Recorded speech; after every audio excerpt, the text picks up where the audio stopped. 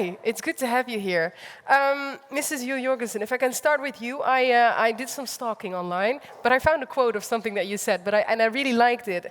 It was that you said there are challenges that are of the nature that they require joint action, that not one of our member states can manage on their own. That really taps into cooperation that is needed when we talk about this transition.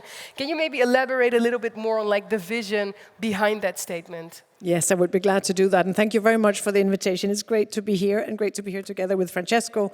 We're working very closely together on the energy transition, the global energy transition, to triple renewables and double energy efficiency by 2030. Yeah. And indeed, we do that better when we do it together. Yeah. Sometimes we are faced with challenges that are global in nature or certainly cross-border in nature. The energy transition, the climate crisis, they require a joint response because if we do it together, we can do it more cost efficiently. Right. If we plan, if we coordinate, we make sure we don't make the same investment on both sides of a border at the same time. It's just a very concrete example of where can you actually save money by integrating and coordinating. Right. Yeah. I think I said it in the context of the energy crisis we've been facing in Europe over the last few years, where it was very clear from the outset, from the moment Russia invaded Ukraine on the 24th of February 2022, very clear from the beginning of the energy crisis, that this was something of a nature and of a scope that nobody could do alone. Right. So the European 27 energy ministers, first the heads of state and government, and then the energy ministers came together and decided on joint solutions. Yeah.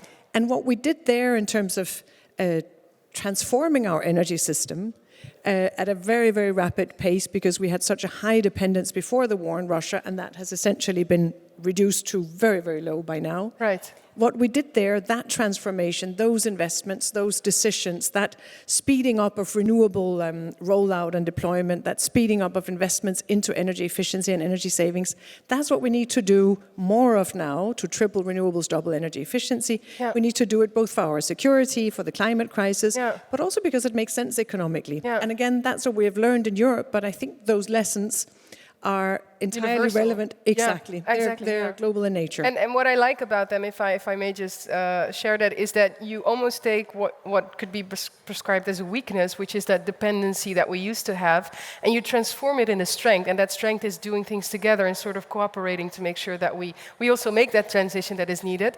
Ms. Lacamera, if I can go to you. I did some research online on you too, I must say. I love how you always specifically demand for equitable financial targets. Now, I am particularly interested into knowing, what do you mean when you say equitable? Can you elaborate a little bit on that? Equity and justice are concepts that go together. Yeah. I think you have, I'm sure you read the book of Amartya Sen on justice. So we say that perhaps we may have difficulties in agreeing what is just or what is equity. But we can't more easily agree on what is not just and what is not follow the equity principle. So concerning just and equity in the energy transition, I think in this morning, in many occasions, we have made clear how today the investment in energy transition and the installed capacity is mainly happening China, Europe, US, India. Yeah. And largely, a continent like Africa is really receiving not, we cannot say enough. They are receiving just 1-2%. Yeah. You saw it in the keynote as well that was given by Glory.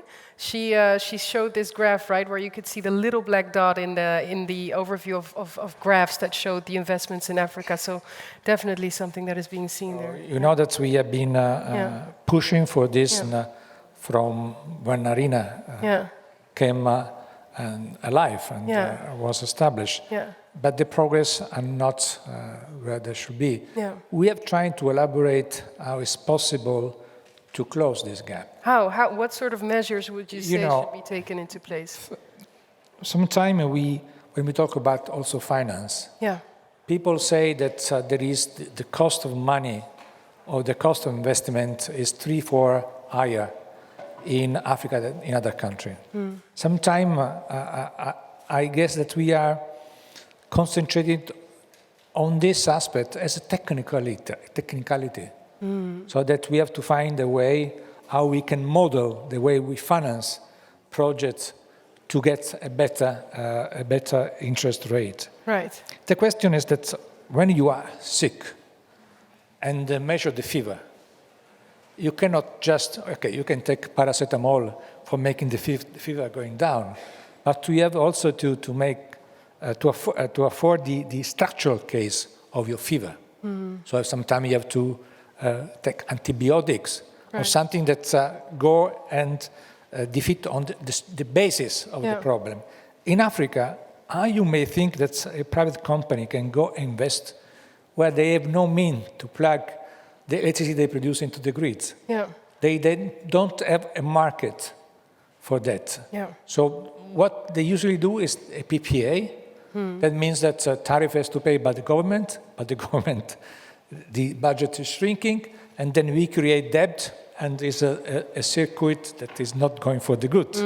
So what we are asking, and then I close because I don't want to be long, that building the infrastructure Africa and Southeast Asia needs is a priority. Right. This should be mainly a task of the multilateral financial institution. Right. When we are talking about the reform of this, we need more inclusive process, we need more concessional loans, we need more grant, but we need to focus on what they have to do, Right. what they can create That's quite more clear. added value. Because that's what you say, right? You don't wait until sort of we close the gap in terms of like financing being cheaper or there being less of a relative gap. You act now because you need to, and from an equity perspective, especially that it's imperative to act.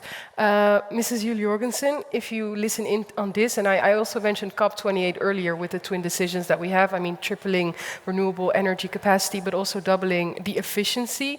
What would you say are things that we are doing, that we should do, that we can do from an EU perspective to make sure that we actually reach those targets by 2030? Thank you, and it's a very, very good question. We're already doing a lot in terms of building international partnerships, in terms of providing financial support. We announced 2.3 billion euro at COP itself, and that is really to get the studies, to get the feasibility studies and preparatory work going, primarily in sub-Saharan Africa, where, as Francesco has said, we really need to work together to help make it happen there. I agree with Francesco that in terms of what we need to do more of, it's really access to finance, it's the cost of capital. It's about incentivizing investments, and that requires a de-risking. Now, for de-risking, there are some things that can be done on the ground in terms of planning, in terms of having the right regulatory framework and instruments, but there are also things that we need to do together with countries where the risk and the cost capital are too high. So we're looking at developing de-risking instruments, working with financial institutions. Can you give examples of those de-risking instruments, what they would look like? So some of the I think, again, before we talked about some of the challenges and changes we have been going through in Europe. And again, the challenges are the same globally. The scale is different. Right. The cost of capital is also an issue in Europe. The lack of investment is also an issue. Not because the capital is not there. It is there in plenty, but because we need to make sure that we create the right conditions for the investments to happen. Right. So some of the things we've done in Europe is we in the Commission have been working together with the European Investment Bank to create de-risking instruments that are specifically addressing the green energy transition, in this case, for example, the wind sector. And I think we need to look at some of those lessons learned and some of those instruments and say, well, what would that look like if we scale it up? What would it look like in a global and apply context? them to How do we work with the relevant financial institutions? What can we ourselves do in Europe? And there's a lot we can do. The European Investment Bank is the largest bank in the world. So we do have capacity and can work with partners. The second thing I would say, and that also comes back to our your first question, which is we moved from dependency to interdependency, and the two are completely different things. Interdependency is a good thing. There's a mutual interest in the energy transition, again, for the climate, for security, for economic growth, for equitable growth, for social justice, access to energy. And so working together around all aspects of the energy transition, including green technology, manufacturing, investments, deployment, energy efficiency, energy saving investments, is really in everyone's interest. So that Absolutely, yeah. interdependency also on technology and supply chains is really important. Yeah, I like that. I see how your stories also tap into each other in that way. Unfortunately, I keep on saying this, but I could stand here. I don't say this to everyone. Maybe I do. No, I'm joking. But I could honestly talk about this for much longer, because when we talk about financing, it plays such a big role in this transition. But I'll have to leave it at this. But I really want to thank you for sharing all your insights. Thank you so much, Mrs. Jo Jorgensen, Mr. La Camera.